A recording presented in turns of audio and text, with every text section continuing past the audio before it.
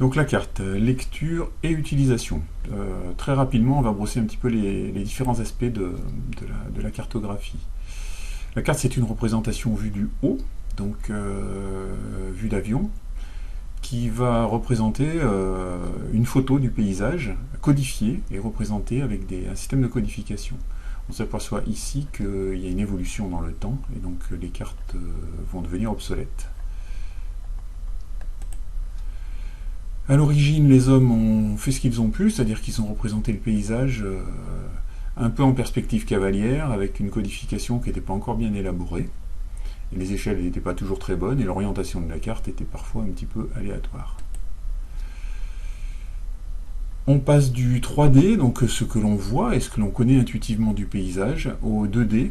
Et donc il va y avoir des jeux de couleurs, des jeux de symboles et une simplification en fait de la quantité importante d'informations qu'il y a dans un paysage pour que ça soit utilisable sur du papier.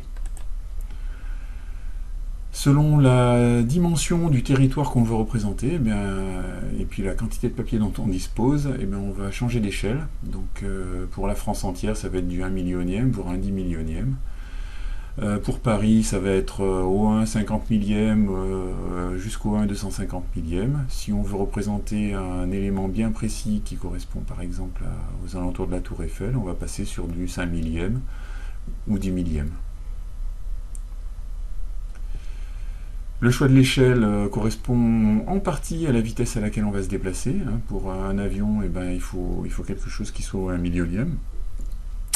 Les voitures, si on veut s'orienter précisément, on fait avec une carte au 250 millième, carte Michelin par exemple, et puis au 500 millième si on est sur des autoroutes et des voies rapides. Le 100 millième est une représentation à l'échelle d'une ville par exemple, et sa banlieue. Et le 50 millième permettra de faire des randonnées à VTT,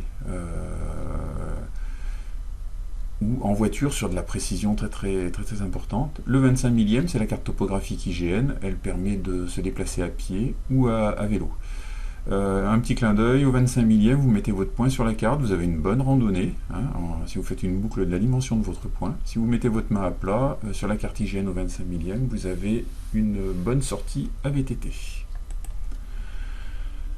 Les jeux de couleurs sont très importants. Le vert correspond à tout ce qui est végétation, on l'aurait deviné. Le bleu à tout ce qui est en rapport avec l'eau, réservoir, rivière, etc., canyon. Les pointillés, si c'est pas des cours pérennes, si c'est pérenne, c'est-à-dire que ça coule tout le temps, eh bien on a du continu.